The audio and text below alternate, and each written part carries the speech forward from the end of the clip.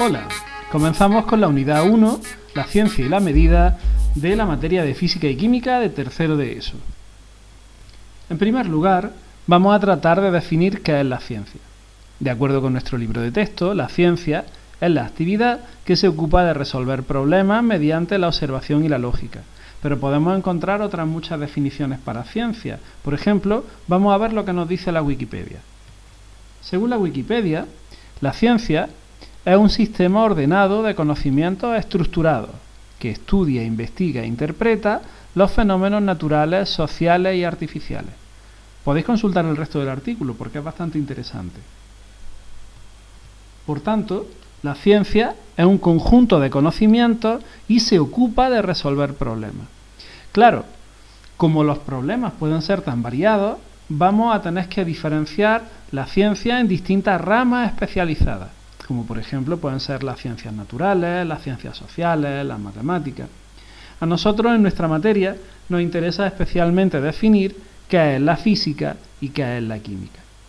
La física es la ciencia que estudia los cambios de la materia en los que no se modifica la composición de la misma.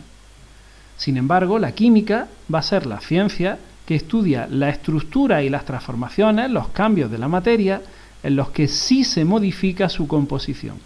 Por tanto, la física estudiará los procesos físicos, aquellos en los que no cambia la composición de las sustancias, mientras que la química estudia los cambios químicos, aquellos en los que sí cambia la composición de las sustancias.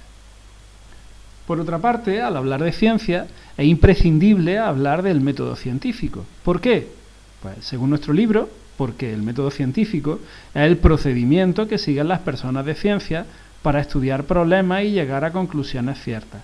Sin embargo, en cuanto al método científico, también hay otras muchas definiciones, igual que ocurría con la ciencia. Por ejemplo, vamos a volver a consultar lo que dice la Wikipedia al respecto. Así, según la Wikipedia, podemos ver que el método científico es un conjunto de pasos ordenados que se emplea principalmente para hallar nuevos conocimientos en ciencia. Así, para ser llamado científico, un método de investigación debe basarse en lo empírico, en la medición, sujeto a los principios de las pruebas del razonamiento. El artículo también es muy interesante y os recomiendo que os lo leáis. También vais a aprender un poco más sobre esta figura, este señor que aparece aquí, que es René Descartes, que es un filósofo matemático y físico muy importante y una de las figuras más destacadas de la revolución científica. Por tanto, el método científico es el procedimiento que se sigue para construir la ciencia y consta de una serie de etapas entre las que podemos destacar las siguientes. La primera de ellas es la observación, que consiste en observar un fenómeno que nos llame la atención. La segunda etapa es el planteamiento de hipótesis, que consiste en tratar de explicar esos fenómenos que hemos observado. La tercera etapa es la búsqueda de información y es importantísima puesto que no es necesario que pasemos a experimentar directamente. Puede que alguien haya investigado previamente sobre ese fenómeno que nos ha llamado la atención y sobre el que nos hemos planteado la hipótesis y no sea necesario pasar a la siguiente etapa. Si no encontramos información o no hay nadie que haya estudiado este fenómeno, debemos realizar un proceso experimental, debemos diseñar un experimento en el que comprobemos si nuestra hipótesis, que intenta explicar la observación, es cierta o no.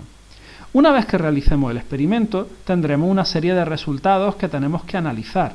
Estos resultados podrán aparecer recogidos en tablas, quizás tengamos que hacer alguna gráfica. En función del tipo de resultados que tengamos, se analizarán de una forma o de otra. Y finalmente, analizando estos resultados, obtendremos una serie de conclusiones. Y una vez obtenidas las conclusiones, si es oportuno, estableceremos las convenientes leyes o teorías. Y finalmente, otra etapa fundamental es la publicación de los resultados, puesto que esto le va a permitir a las personas que se planteen la misma hipótesis sobre los fenómenos observados realizar una búsqueda de información y no tener que repetir todos los procesos experimentales que hemos llevado a cabo, o poder repetirlo si quieren comprobar la veracidad de los resultados y de las conclusiones obtenidas. Por tanto, y para finalizar, en la unidad de hoy hemos estudiado qué es la ciencia y cómo se organizan distintas ramas, entre las que hemos destacado la física y la química, y también hemos estudiado qué es el método científico y cuáles son sus etapas.